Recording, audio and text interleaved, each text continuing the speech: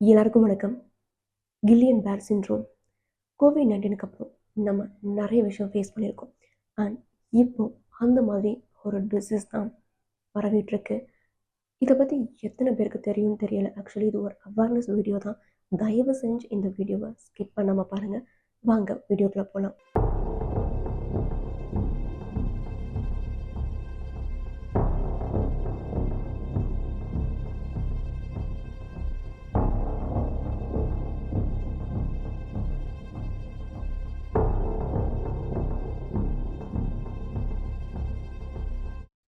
மகாராஷ்டிரால பூனேல கில்லியன் பேர் சிண்ட்ரோம் அப்படிங்கிற டிசீஸ் அதிகமா பரவிட்டுருக்கு. இதுவரைக்கும் 100க்கும் அதிகமான பேருக்கு இந்த வியாதி பரவிட்டுருக்குங்க.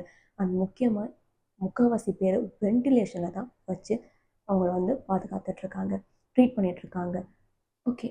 அந்த அளவுக்கு மோசமான ஒரு வியாதியான்னு கேட்டிங்கன்னா, ஆக்சுவலி மகாராஷ்டிரால சோலாப்பூர் அப்படிங்கிற ஒரு பகுதியில ஒருத்தர் இருந்திருக்காரு. அவருக்கு கிட்டத்தட்ட ஒரு 40 வயசு இருக்கும். அதாவது அவர் வெளியூர்ல வேலை செஞ்சுட்டு சொந்த ஊருக்கு ஏதோ ஒரு வேலைக்காண்டி வந்திருக்காரு.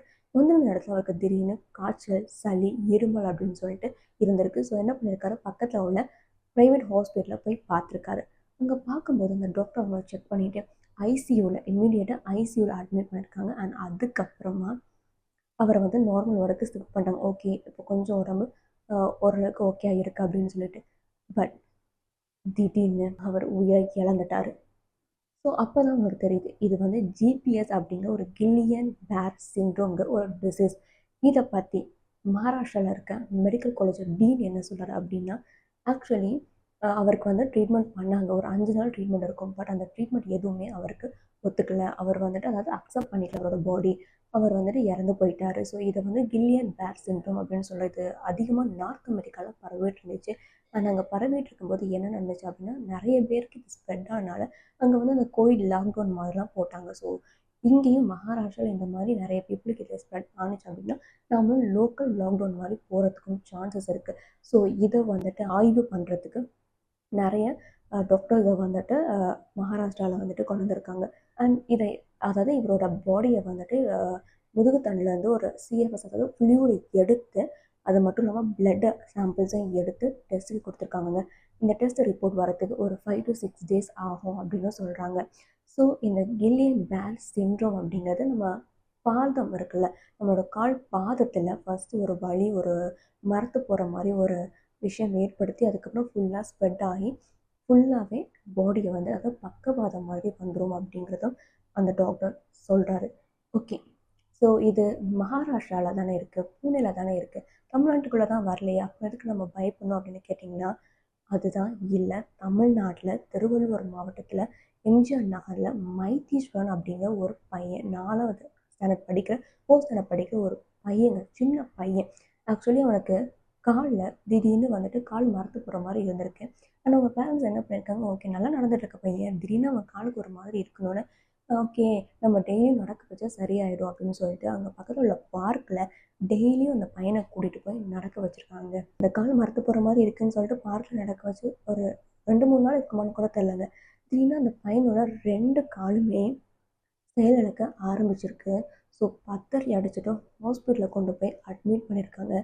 அந்த பையனை ட்ரீட் பண்ணுறதுக்கு முன்னாடியே அந்த பையனோட உயிர் போயிடுச்சுங்க.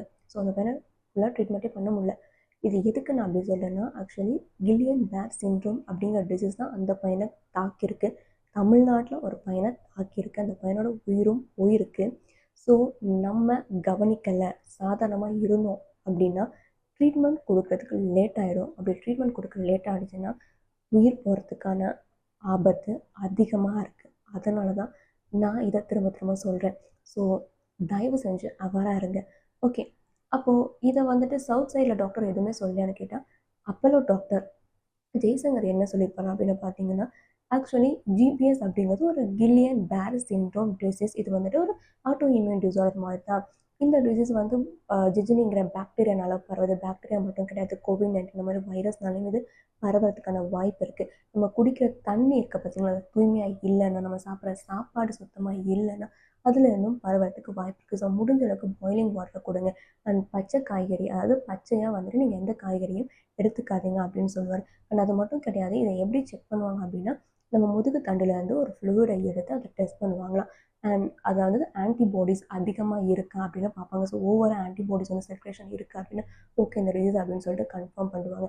அண்ட் இதோட ட்ரீட்மெண்ட் அப்படின்னு என்ன அப்படின்னு பார்த்தீங்கன்னா ரெண்டே ரெண்டு ட்ரீட்மெண்ட் தாங்க இருக்குது.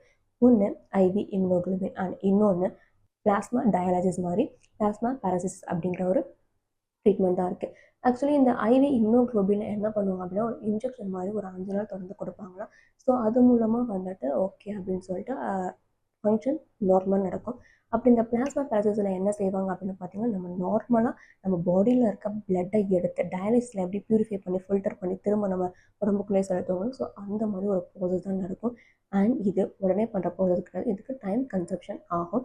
ஸோ ஸ்டார்டிங் ஸ்டேஜ்லேயே இந்த டிசீஸை கண்டுபிடிச்சிட்டா இந்த ட்ரீட்மெண்ட் பண்ணி அவங்களோட உயிரை காப்பாற்றுறதுக்கு நிறைய சான்சஸ் இருக்குது. இது என்ன பண்ணுவோம், அதாவது இந்த ஜிபிஎஸ் அப்படிங்கிறது முக்கியமாக நர்வ்ஸ் டிசீஸ், அதாவது நம்ம உடம்புல இருக்க ஓன் செல்ஸு நம்ம நர்வஸ் சிஸ்டத்தை அட்டாக் பண்ணுறதுனால இந்த டிசீஸ் வரும் அப்படின்னு சொல்லியிருக்காரு. ஸோ முடிஞ்சளவுக்கு வராருங்க அப்படின்னு சொல்லியிருப்பாரு. ஓகே, இப்போ நான் இந்த டிசீஸை பற்றி டீட்டெயிலாக உங்களுக்கு சொல்கிறேன், கவனமாக கேளுங்க.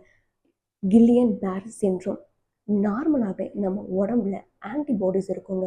அதாவது கிருமி ஏதாவது வந்துச்சுன்னா அதை எதிர்த்து ஃபைட் பண்ணுறதுக்கான ஆன்டிபாடிஸ் நம்ம உடம்புல நார்மலாகவே இருக்கும்.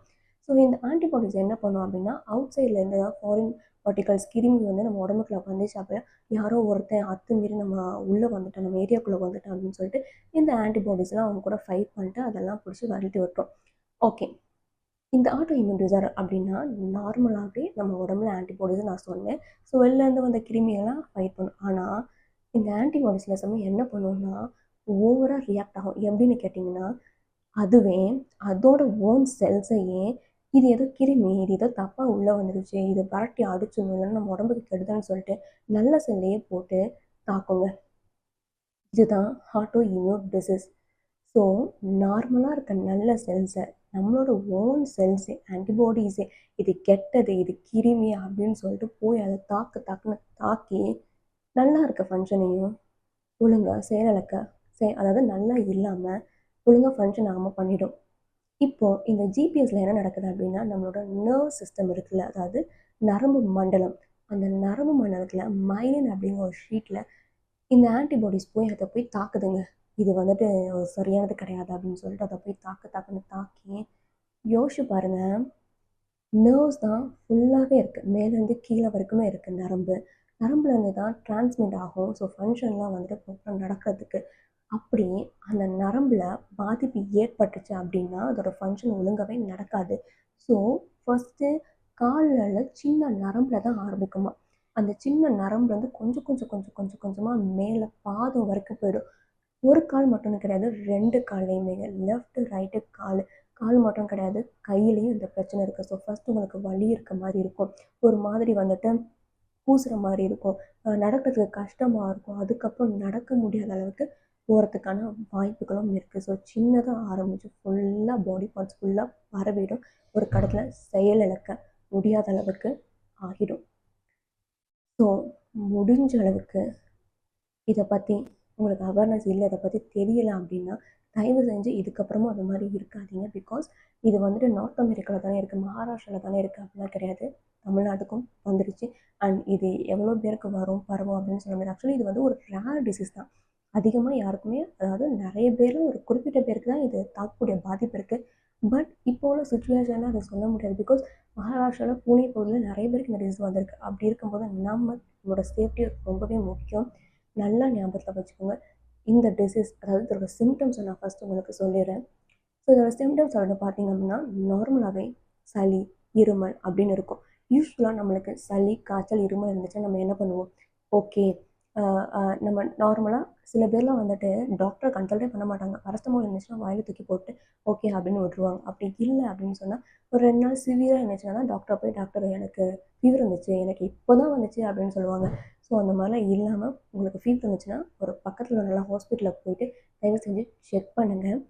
அண்ட் உங்களுக்கு காலில் சடனாக ஏதாவது சேஞ்சஸை நீங்கள் ஃபீல் பண்ணீங்க, அதாவது மரத்து போகிற முறையில் குதிகாலில் வலி இருக்க மாதிரி, ஒரு மாதிரி உங்களுக்கு நடக்கிறதுக்கு கஷ்டமாக இருக்குது, அதாவது நல்லா நடந்துட்டுருப்பீங்க, திடீர்னு நான் சொல்கிறேன், திடீர்னு உங்களுக்கு நடக்கிறது கஷ்டமாக இருக்குது அந்த மாதிரி இருந்துச்சுன்னா, இல்லை கையில் நடுக்கம், கையில் வந்துட்டு ஒழுங்காக பேலன்ஸ் பண்ண முடியலை, இல்லை எதுவுமே பண்ண முடியல, இல்லைன்னா உங்களால் ஒழுங்காக பேச முடியல, நல்லா பேசிட்டு இருக்கும்போது சடனாக உங்களுக்கு பேசுறதுல வந்து சிரமம் வந்துச்சு அப்படின்னா, சாப்பிடும்போது உங்களுக்கு ஒரு மாதிரி கஷ்டமாக இருந்துச்சு அப்படின்னா, அப்படி இல்லைன்னா உங்களோட கண் பார்வை, ஏதாவது நீங்கள் ஒரு விஷயம் பார்க்குறீங்களா உங்களுக்கு டபுள் டபுளாக ரெண்டு ரெண்டாக தெரியுது அப்படின்னா, இல்லை கண் வந்து மங்களா தெரியுது, இல்லைன்னா கொஞ்சம் வலிக்கிற மாதிரி ப்ரெஷர் இருக்க மாதிரி ஃபீல் பண்ணிங்கன்னா, தயவு செஞ்சு டாக்டரை போய் ப்ராப்பராக பாருங்கள். ஏன்னா ஜிஜினி, அதாவது இந்த கில்லியன் பேர் சிண்ட்ரோமுக்கு வாய்ப்புகள் அதிகமாகவே இருக்குது. இது பாக்டீரியானால பரவுமா, வைரஸ்னால பரவுமா அப்படின்னு கேட்டிங்கன்னா, ஆக்சுவலி ஜிஜினி அப்படிங்கிற பாக்டீரியானாலையும் பரவறதுக்கு வாய்ப்பு இருக்குது. அண்ட் வைரஸ் அப்படின்னு பார்த்தீங்கன்னா நிறைய வைரஸ் இருக்குங்க. COVID-19 virus and Zika virus, இந்த மாதிரி இன்ஃப்ளூயன்ஸா வைரஸ் பரவறதுக்கும் சான்சஸ் இருக்குது. ஸோ அது மட்டும் கிடையாது, இதுக்கு இன்னொரு என்ன சொல்கிறாங்க அப்படின்னா, சம்டைம்ஸ் சில பேர் சர்ஜரி பண்ணியிருப்பாங்க, அந்த ஒரு ட்ராமா இருக்கும்ல, ஸோ அதனால கூட நார்மல் செல்ஸே வந்து ஆட்டோ இம்யூன் டிசார்டருக்குள்ளே போகிறதுக்கான வாய்ப்புகளும் அதிகமாக இருக்குது அப்படின்னு சொல்கிறாங்க.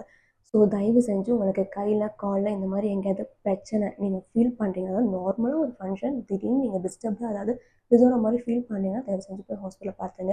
அண்ட் ரொம்ப முக்கியமான விஷயம், குழந்தைங்களுக்கு இதோட பாதிப்பு அதிகமாக இருக்குது. ஸோ குழந்தைங்களோட சேஃப்டி ரொம்ப முக்கியம். உங்கள் வீட்டில் குழந்தைங்க இருந்தாங்க அப்படின்னா அவங்களுக்கு நீங்கள் கொடுக்குற தண்ணி வந்து நல்லா ப்ராப்பரான தூய்மையான தண்ணியா அப்படிங்கிறத பார்த்துக்கோங்க. அப்படி இல்லைன்னா தயவு செஞ்சு அதாவது பாயில் பண்ணி அதை சுட வச்சு ஆறுனதுக்கப்புறம் அந்த தண்ணியை உங்கள் குழந்தைங்களுக்கு கொடுங்க.